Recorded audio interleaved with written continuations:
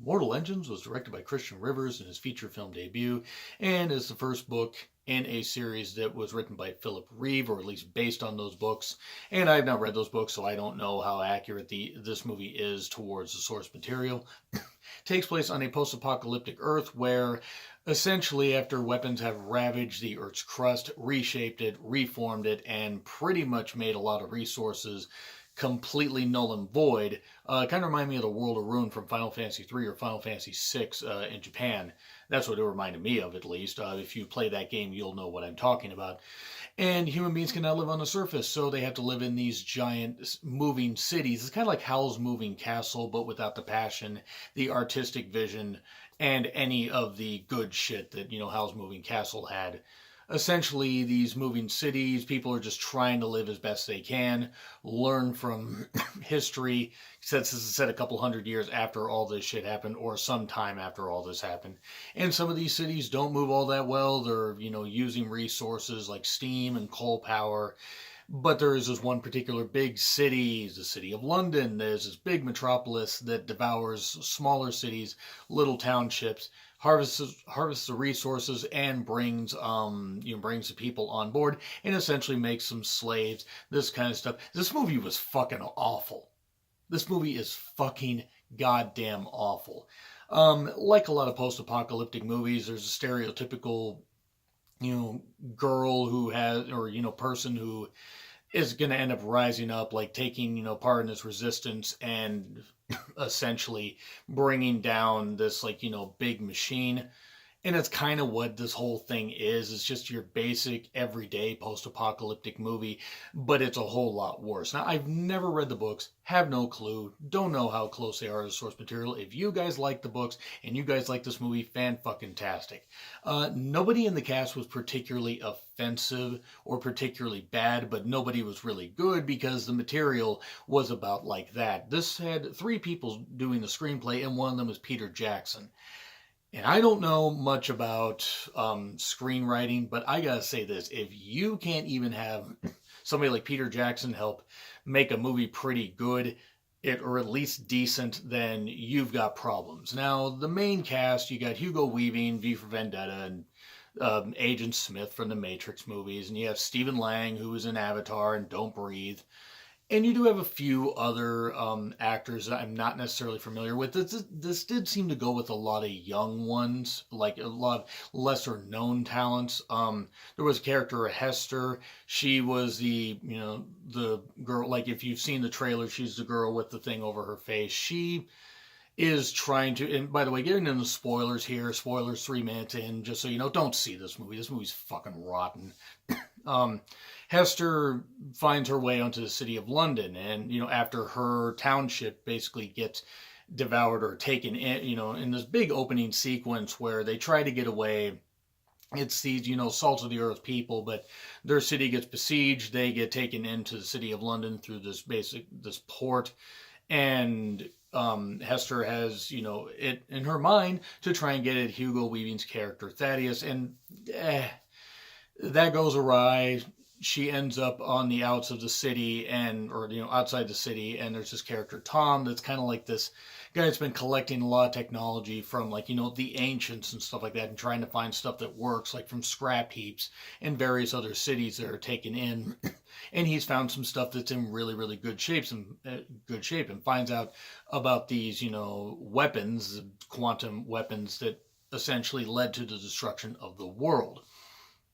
So from there, he ends up, finding out about this plot, and ends up getting kicked out of the city by Hugo Weaving's character, and Hester and Tom basically team up, and they go through all this stuff of this typical, he's somebody that's just, he's trying to apologize to her for foiling her plot, where she was able to stab Hugo Weaving's character, but not able to end up completing the job. And it turns out that, gee, I wonder what kind of connection she's going to have to, what kind of connection Thaddeus and Hester are going to have. Their father and daughter. Duh. I mean, that's pretty obvious from the very beginning, because she says, when she stabbed him, you killed my mother. Well, it turns out that her mother was somebody pretty damn important that found out about this weapon, and found out about this way to stop this big weapon. Because how are you going to stop a weapon? Well, you got to have a fail safe. And it's using modern technology, but in like a post apocalyptic future. And it's really stupid. And it's like, people don't understand how necessarily to use it, but they do understand. Sometimes they understand how this stuff goes, and then in other scenes they don't, because who gives a shit? And then they suddenly know all this other plot stuff. This movie's all over the goddamn place. And Hester and Tom's characters, they do end up forming a bond even after almost getting, even after one has a chance to get away and, they don't, and then the other has a chance to get away and they don't. And there's this weird assassin or criminal that is suddenly brought in, that was briefly mentioned, where they got like a huge bounty out on them.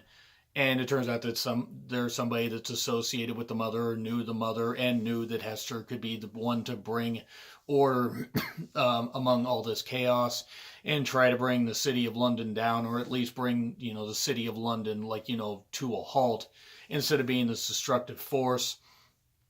And everybody's a one-dimensional character. There's really nothing to this movie. I mean, the action doesn't really let up for a while, but it all feels hollow. It feels empty. There's not anything to it.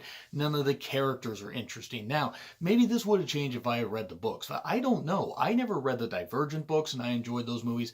I never read the Hunger Game books, and I enjoyed those movies. This reminds me a lot of like The Host, another movie that Stephenie Meyer did. Besides Twilight, that is, and how that one was pretty much a flop because it was such a basic book and stuff like that. That's what this reminds me of. I mean, if the book is more detailed, great, fantastic, and I honest to God hope that people really did enjoy it. But this was not a good movie at all. From after the first 30 minutes, I basically checked out, and I gave it a chance because I was like, okay, it's introducing us about these giant moving cities, and that's kind of cool and everything, and you got this big one that they're all trying to take down, and everybody's just trying to make it work as best they can on a post-apocalyptic Earth. But they just throw so much shit out there. There's this one character by the name of Shrike that Stephen Lang plays, and it's basically a robot character, robot powered character, I don't know what it's powered by. It looks like if Doctor Doom, General Grievous, and Silver Surfer had a baby. And this robot is somebody that factors into Hester's past and helped basically raise her, and he didn't want her to be sad, even though he had human thoughts in him. He was made into a robot, and he wants to make her into a robot so she's not sad. And then he tries to hunt her because of this promise they made. And the movie is like here and here and here, and it's all over the goddamn place. And it's a very thin plot that they try to stretch even thinner, and it doesn't work. And this has a very first chapter in 3 or 4 movies feel to it. I will be amazed if this movie makes, if they make a sequel to this movie. This movie costs $100 million, and it besides a few special effects, it looked cheap. It did not look very impressive. I'm not saying that the people didn't do a good job on the movie, the set designers and the special effects people, they probably did the best they could. But this felt like such a rush job and such a basic movie that why in the world was this movie not released in February? One, it would have probably made a better amount of money. Because I can almost guarantee that if this movie makes its budget back, I will be totally surprised. It's a basic, empty movie. The action sequences are boring. The dialogue is stereotypical. Every character that is brought in suddenly, hey, these characters look kind of important and they're dead. And this character's kind of, and they're dead too. Pretty much everybody dies in this movie except for the couple central characters, but then they keep a whole bunch of bit people alive. There's no real emotional connection to anybody. And I didn't expect much of an emotional connection. I didn't expect it to be very good. But my God, watching this was a chore.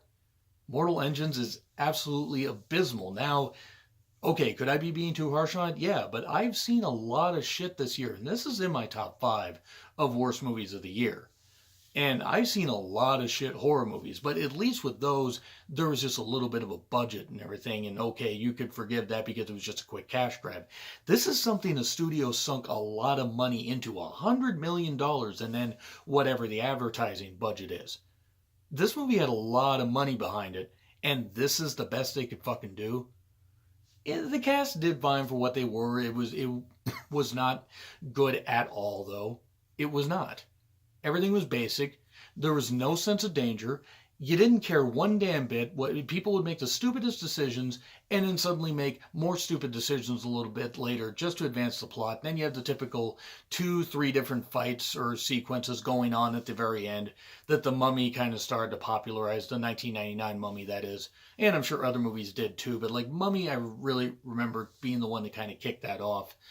But yeah, Mortal Engines is absolute shit. It is. If people liked it, people like the books and people like the movie, great. Fantastic. You guys got something out of this movie that I didn't. But I pretty much hate it. I just did. Everything about it was just total shit. And I really don't have anything else to say. There's going to be a poll above my head. Go ahead and let me know. But I'm giving it an F. I mean, special effects were just, They were all stuff we'd seen before. Characters were basic. Story was basic. Not very interesting. No emotional investment. And I had no reason to be hooked in this movie, even from the very beginning. Because the music also almost drowned out the goddamn movie. And the loud noises and stuff like that, where it just all became a whole lot of noise. That's really all it was. So anyway, yeah, F for me. Do you agree, disagree with what I said? Like, share, subscribe. Twitter handle in the description. It's been Real Honesty with John Ritlin. Mortal Engines was shit. I'll see you soon.